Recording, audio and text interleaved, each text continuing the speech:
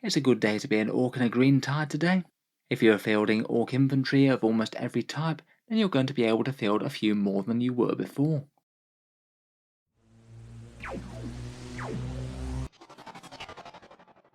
Hello and welcome back to Warsbets Tactics, where today we're talking Orcs, and GW has chosen to throw the boys a bone with the chapter approved points updates.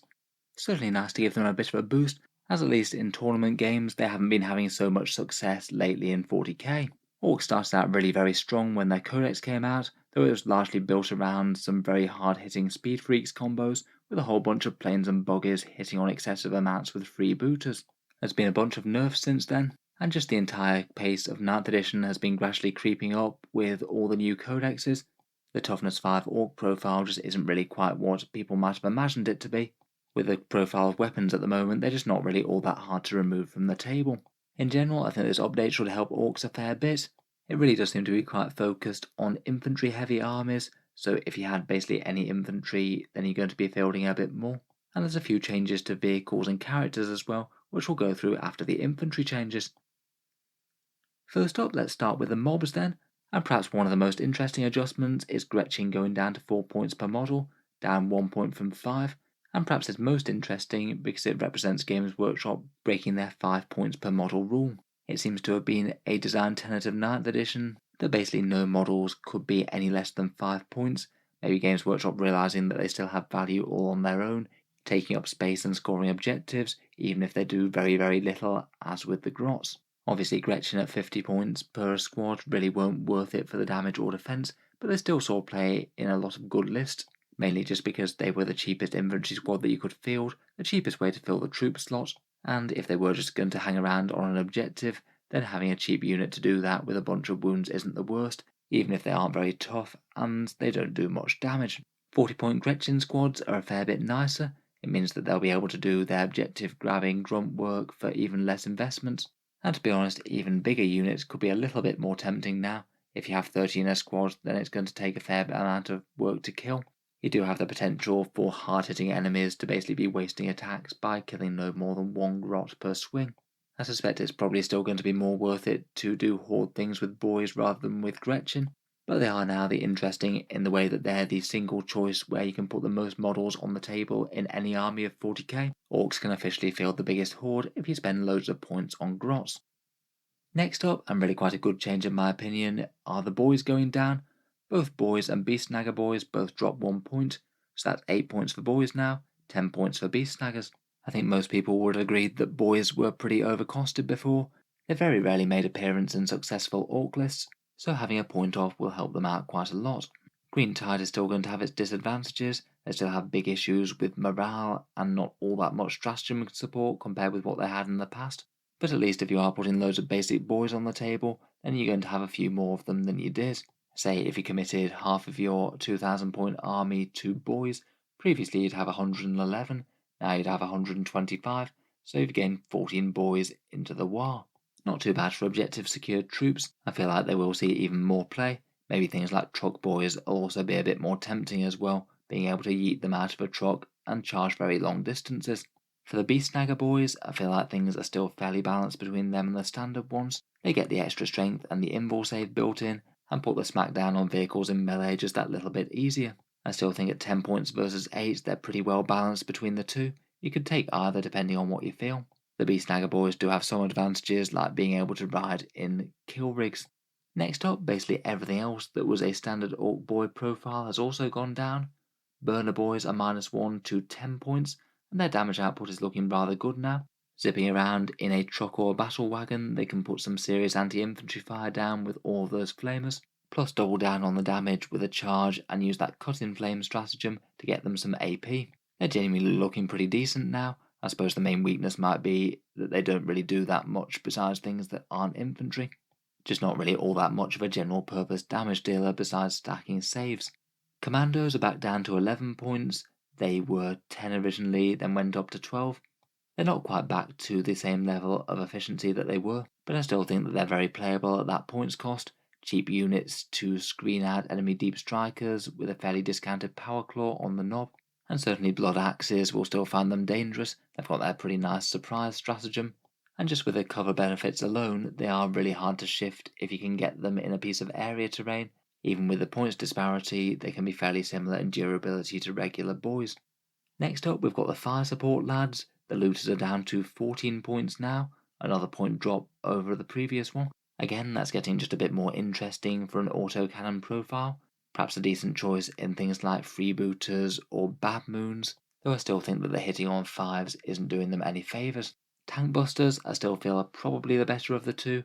They're down to 16 from 17. The damage output's going to be relevant against just about everything with damage 3 and AP minus 2, and they even aren't too bad against big infantry units either, having the blast keyword. Either way, both of them are still pretty fragile for the cost, only having their t-shirt saves.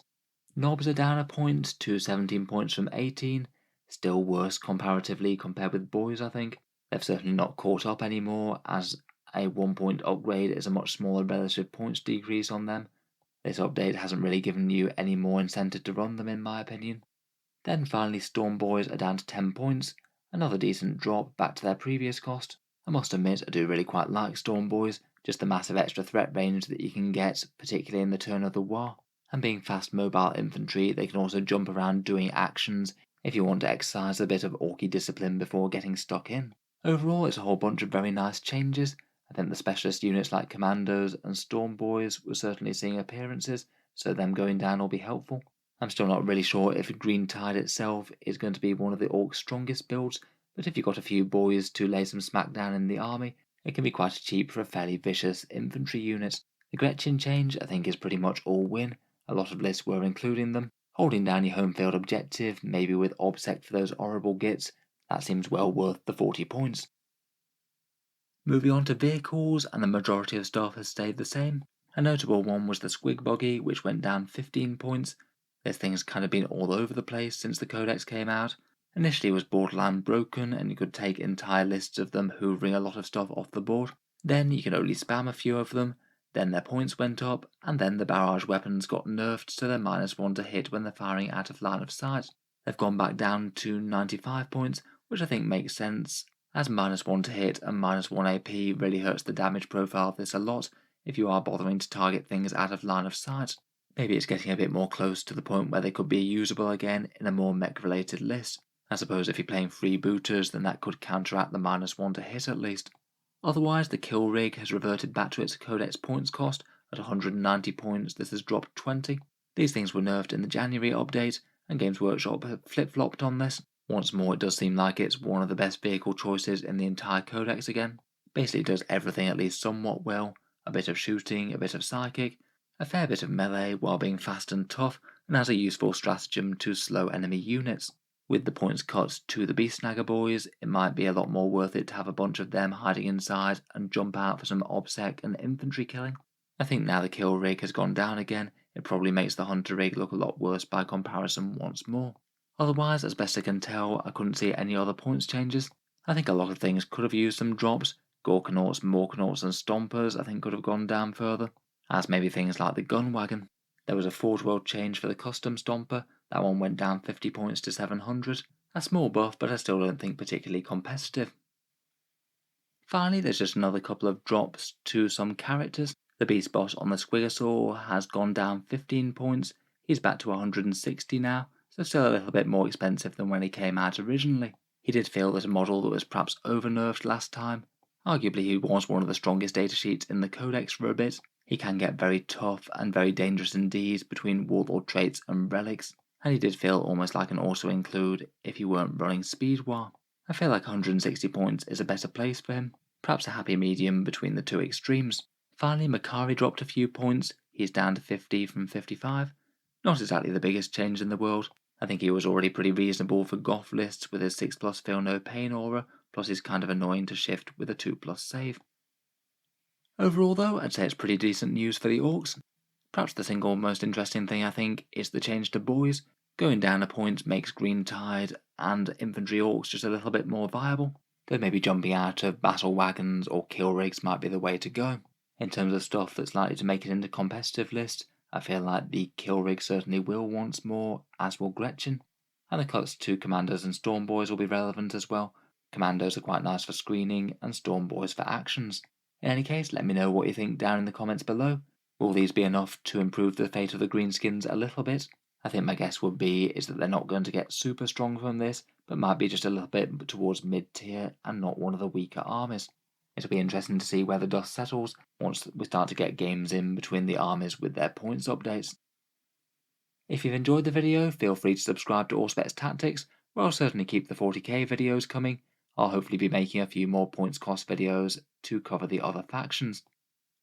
Finally, if you have been enjoying all the videos on the channel, I would just like to mention that Auspex Tactics does have a Patreon page, and you can find that down in the video description below.